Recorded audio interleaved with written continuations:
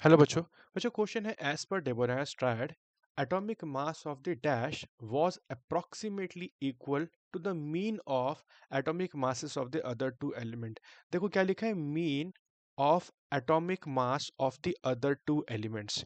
अब देखो उसको समझते हैं, पहले क्वेश्चन को फिर आंसर देखेंगे। देखो ये है ट्रायड। ट्रायड का मतलब होता है ग्रुप ऑफ थ्री एलिमेंट्स। अब मान लीजिए यहाँ पर मैं कोई भी तीन एलिमेंट्स रखता हूँ, ठीक है। मान लीजिए इसको मैं नाम दे देता हूँ ए बी और सी। अब मुझे जब ट्रायड बनाता हूँ मैं, तो ट्रायड बनाने के लिए तीन एलिमेंट रखता हूँ, और इसमें मुझे जब डेबोनाइड्स का ट्रायड इसको प्रूव करना है तो क्या करूँगा मैं।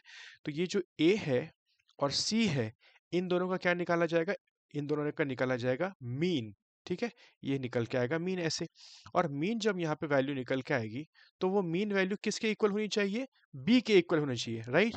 तो यहाँ पर B should be equal to the mean of A and C.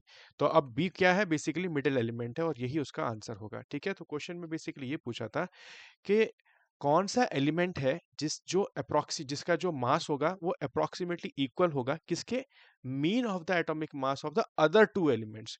तो अदर टू एलिमेंट्स ए और सी हो जाएगा, और इसका मीन निकालने के बाद जो वैल्यू आएगा वो किसके इक्वल होगा, तो ऑब्वियसली वो मिडिल वाले के इक्वल होना चाहिए। तभी हम क्या कह सकते हैं उसको, उसको हम कह सकते हैं डेबोराइनस ट्रायड। ठीक है, तो आंसर क्या होगा, ऑप्शन नंबर 2 मिडिल एलिमेंट।